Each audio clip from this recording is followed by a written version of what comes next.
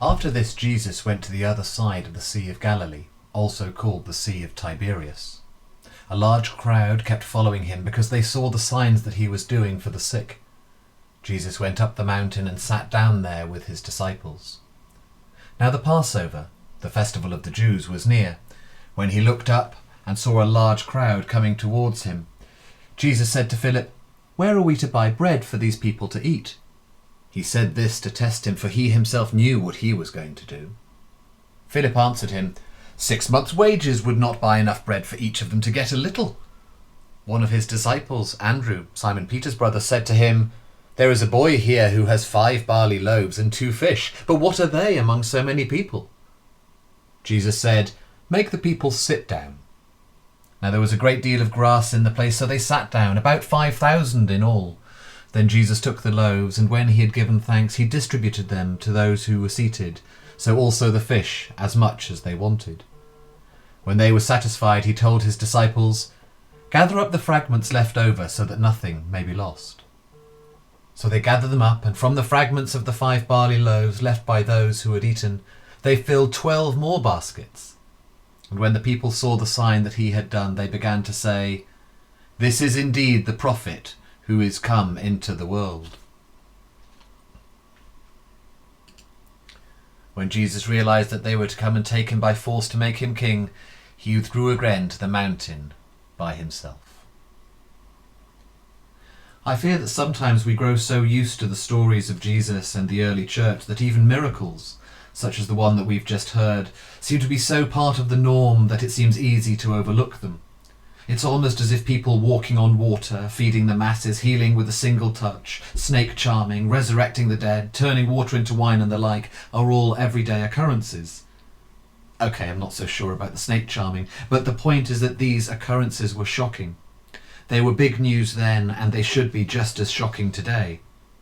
But then there is a layer on layer of meaning, and sometimes it is difficult to work out what the message that Jesus is actually trying to convey.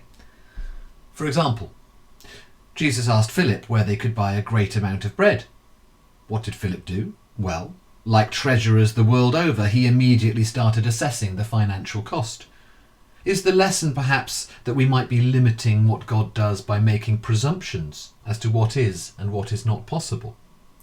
Or is it about the disciples and the little boy? The disciples almost certainly had more resources than he did, but knowing that they didn't have enough, chose not to give anything at all. The little boy, by contrast, gave what little he had, and it made all the difference. The lesson there is that if we offer nothing to God, he will have nothing to use. And if we were to take that as our lesson from today's gospel, we should be encouraged to do the same.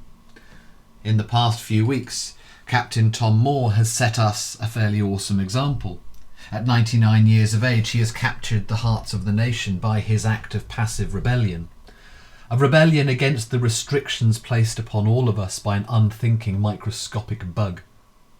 Just by walking around his garden, he is standing up and saying, "No, we are better than this. We will beat this. We stand up together. All of us, even me." Jesus, in performing his miracles, generally preferred to work through and with people.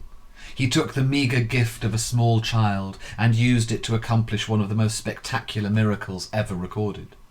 Age is no barrier to Christ. Position is no barrier to Christ. God can work miracles anew in each and every one of us. I hope that he will forgive me for saying it so bluntly, but Tom Moore is a perfectly ordinary man. He is an ordinary man doing what he can. There are many things he cannot do, but he realized that the one thing he could do was to walk around his garden with purpose. And he found a way to offer that to God.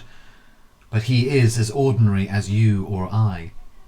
Which really begs the question, what of us? Well, I've had a thought.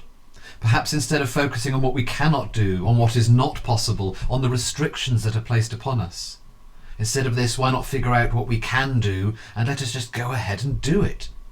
Why not allow God the space to turn our small gifts into something else, something other? For our small offerings can, with God's help, become spectacular.